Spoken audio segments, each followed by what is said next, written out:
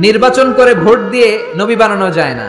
নবী হয় মনোনয়নের মাধ্যমে। মনোনয়ন দেয় কে? সিলেকশন করে কে? আমরা সবাই মিলে যদি আবদার করি এই লোকটা নবী, লোকটাকে নবী হবে? গোটা বিশ্বে যত মানুষ সবাই মিলে যদি আমরা একজনের ভোট দেই, আমরা এর ভোট দিলাম, ইলেকশন করলাম, উনি আমাদের নবী হবে? পৃথিবীতে যত জিন আছে, মানুষের সাথে জিনেরাও যদি বলে উনি নবী হওয়া উচিত, he should be a prophet, সে কি নবী হবে? পৃথিবীতে যত ফেরেশতারা আছে তারা বললে তো হবে? হবে? তার মানে মহাবিশ্বের সবাই মিলেও যদি আবদার করে যে উনি নবী হোক, আর আল্লাহ যদি বলেন নো, তাহলে সে নবী হবে না। চিল্লায় বলেন ঠিক কিনা?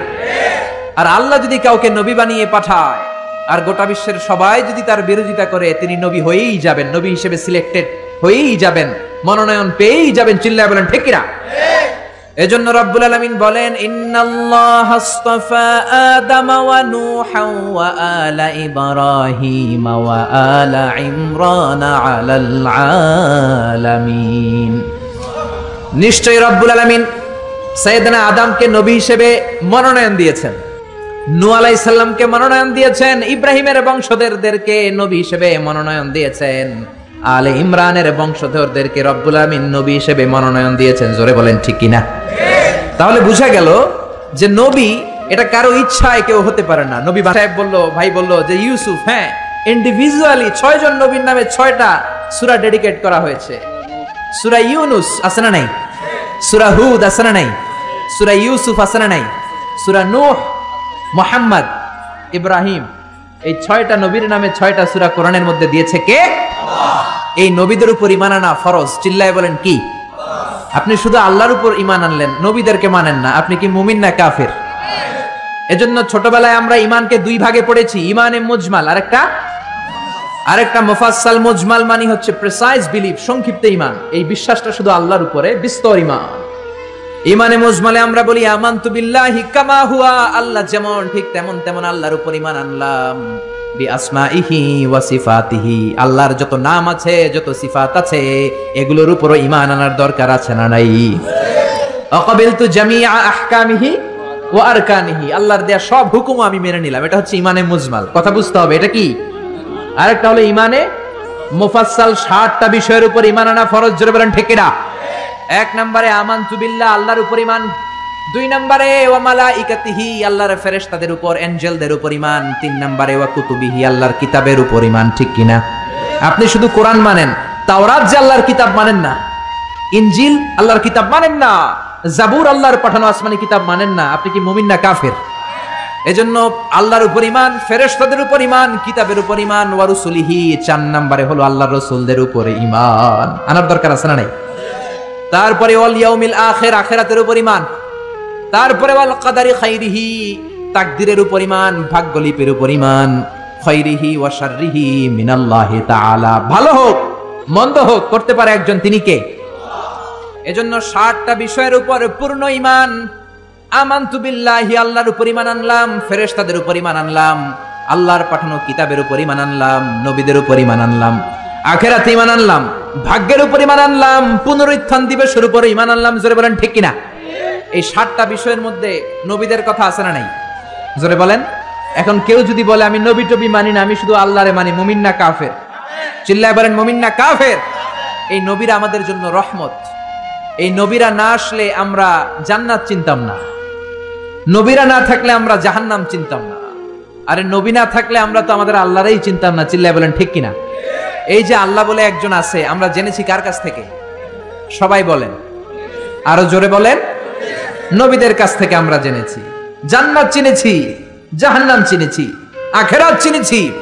এজন্য আল্লাহ বলেন রুসুলান মুবাশশিরিন ওয়া মুনযিরিন, নবীরা হলো জান্নাতের সুসংবাদ দানকারী, নবীরা হলো জাহান্নাম থেকে ভীতি প্রদর্শনকারী। এজন্য নবীরা হলো রহমত। নবীরা কি? All the prophets are mercy and blessings from Allah to us.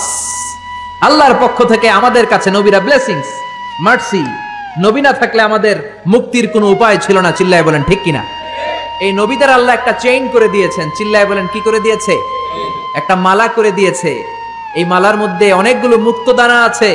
এই মুক্তদানার প্রথম মুক্তদানার নাম হচ্ছে সাইয়েদনা আদম। কি নাম? আর এই মালার সর্বশেষ মুক্তাটার নাম হচ্ছে বিশ্বনবী মুহাম্মদুর রাসূলুল্লাহ সাল্লাল্লাহু। এই মালাটাকে আল্লাহ গাঁথা শুরু করেছেন সাইয়েদনা আদমকে দিয়ে, শেষ করেছেন বিশ্বনবীকে দিয়ে। বিশ্বনবীর পরে কোনো নবীও নাই, রাসূলও নাই। আছে কি? কেউ যদি বলে বিশ্বনবীর পরেও নবী আছে, তার কথা মানা যাবে? মানলে ঈমান থাকবে? এজন্য আল্লাহ বলেন, মা কানা মুহাম্মাদুন আবা আহাদিম মির রিজালিকুম ওয়ালাকিন রাসূলুল্লাহি ওয়া খাতামান নাবিয়্যিন। মুহাম্মদ তোমাদের কারো পিতা নয়। বিশ্বনবীর কোন ছেলে সন্তান বেঁচে ছিল না, সব মেয়ে। সব কি? এজন্য মেয়েদেরকে ভালোবাসতেন বেশি। বিশ্বনবী বলেন, তিনটা জিনিস আমার কাছে প্রিয়, তিনটা জিনিস দেখলে আমার চোখটাকে ঠান্ডা করে দেয় কে? আমার চক্ষু শীতল করে দেয় কে? এক হলো সালাত, এক কি? কুররাতু আইনি ফিস সালাত, নামাজ আমার পছন্দ। দুই নম্বরে মেসওয়াক করা আমার কাছে সবচাইতে পছন্দ। তিন নম্বরে নারী জাতি আমার কাছে সবচেয়ে পছন্দ। সুবহানাল্লাহ। বিশ্বনবী অল দা টাইম লং মেসওয়াক করতেন। কি করতেন? বিশ্বনবীর একটা প্রসাধনীর কসমেটিক্স এর বক্স ছিল। কি ছিল? ওই যে হাসে অনেকে, কসমেটিক্স শুনে হাসতেছে। ছেলেদেরও প্রসাধনী থাকতে পারে, পারে না? এই যে আমি আজকে বেরোয়ার সময় ক্রিম দিয়ে আসছি চেহারায়, ভ্যাসলিন দিয়ে আসছি, মাথায় অলিভ অয়েল দিয়ে এসেছি, এটা আমার প্রসাধনী। নারীরা লিপস্টিক দিবে, তারা মেহেদি দিবে, এইটা তাদের প্রসাধনী। তবে নারীরা পারফিউম দিয়ে বাইরে যেতে পারবে না। পারফিউম, ঝাঁঝালো গন্ধ, এই স্মেল দিয়ে যদি নারীরা বাইরে যায়, বিশ্বনবী এই নারীদেরকে জিনাকারিনী নারীর সাথে তুলনা করেছেন। চিল্লায় পড়েন নাউজুবিল্লাহ। নারী যদি পারফিউম দিতে হয়, দিবে তার বেডরুমের স্বামীর কাছে। বাইরে যাওয়ার সময় নারী যদি পারফিউম দেয়, নারী যদি স্যান্ড দেয়, রাস্তায় ইফটিজিং হওয়ার সম্ভাবনা আছে না নাই? বিশ্বনবী চামড়ার তৈরি করা একটা কসমেটিক্স এর প্যাকেট রাখতেন। এটার মধ্যে ৫-৬টা জিনিস রাখতেন। এর মধ্যে এক নাম্বার হচ্ছে মেসওয়াক। এক নাম্বার কি? আরবিতে বলে আসিওয়াক। মেসওয়াক করেন তো? করেছেন? করেছেন? আরো জোরে বলেন, করেছেন? আওয়াজ নাই, করে নাই। আমিও আজকে করছি মেসওয়াক। মেসওয়াক করবেন, দাঁত সুন্দর থাকবে, শক্ত থাকবে। কি পেস্ট দিয়ে মাঝে, কি এটা দিয়ে মাঝে, সেটা দিয়ে মাঝে, কিছুদিন পরে এই দাঁতের ব্যথা আছে না নাই? বিশ্বনবীর সুন্নাহ মানেন, জীবনটাকে প্রাণবন্ত করে দিবে কে? মেসওয়াক ছিল এক নাম্বার। দুই নাম্বারে ছিল টুথপিক। টুথপিক বুঝেন না? খিলাইল বুঝেন? গোশত খাওয়ার পরে খিলাইল আছে না নাই? মেসওয়াক রাখতেন, টুথপিক রাখতেন। তারপরে মিস্ক, মিস্ক নামে একটা আতর আছে, আতরের ছোট্ট একটা শিশি রাখতেন। সুবহানাল্লাহ পড়বেন না? কি নবী ছিলেন! হাতে আতর দিতেন। কাজী নজরুলের মতো মাথাটাকে শীতি করে শীতির মাঝখানে আতর ঢেলে দিতেন। ওই আতর টপ টপ টপ টপ করে কপালে পড়তো। আর ওই কপাল দিয়ে যেখানেই সেজদা, ওইখানেই নবীর আতরের ঘ্রাণ আছে না নাই? পুরো মসজিদে নববী বিশ্বনবীর ব্যবহার করা পারফিউমের ঘ্রাণে আমোদ হয়ে যেত। ওই প্রসাধনীর বক্সে, কসমেটিক্স এর বক্সে ছিল মেসওয়াক। কি ছিল? দুই নাম্বার ছিল টুথপিক, দাঁতের খিলাল। তিন নাম্বারে ছিল আপনার আতর। চার নাম্বারে ছিল কাজলদানি। কি ছিল? পাঁচ নাম্বারে ছিল অলিভ অয়েল। কি ছিল?